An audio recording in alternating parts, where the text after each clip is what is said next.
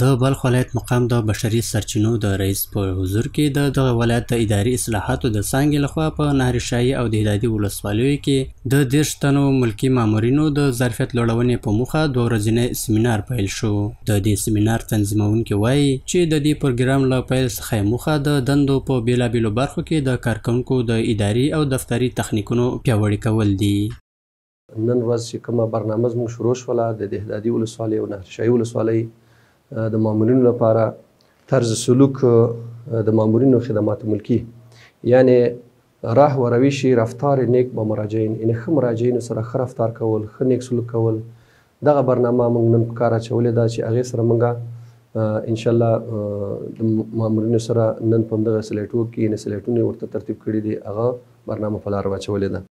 ورته مهال د بلخ ولایت مقام د بشري سرچینو رئیس د خلکو لپاره د خدمت رسونې په برخه کې د ملکي مامورینو د ظرفیت لوړولو پر اهمیت ټینګار وکړ او زیاته کړه چې اسلامي امارت هڅه کوي ترڅو له هر ډول تبعیض پرته د خپلو ټولو مامورینو په ظرفیت لوړونې کار وکړي.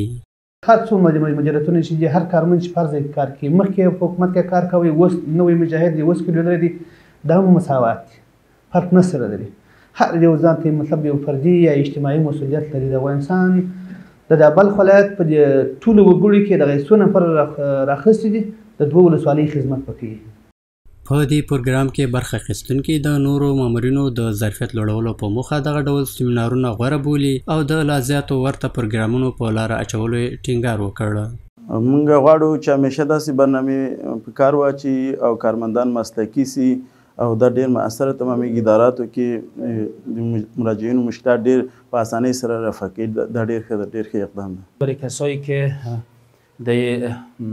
دم تازگی جدیداً جدید تقرر هستند، خیلی به اینا نیاز است و خیلی برایشان مفید است که همچون موضوعاتی که در اداره با ما ضرورت است یا در روند کار ما با مشکلات مواجه میشیم، دیگه ما باید همچون سمینار باید تعقیب بکنیم، از خوب استفاده بکنیم و ما من حیث یکی از مشترکین در این سمینار میخواهیم که باید همیشه ها چنین زمینه برای یادگیری موضوعات کارهای اداری و تدریسی با ما مساعد شوند.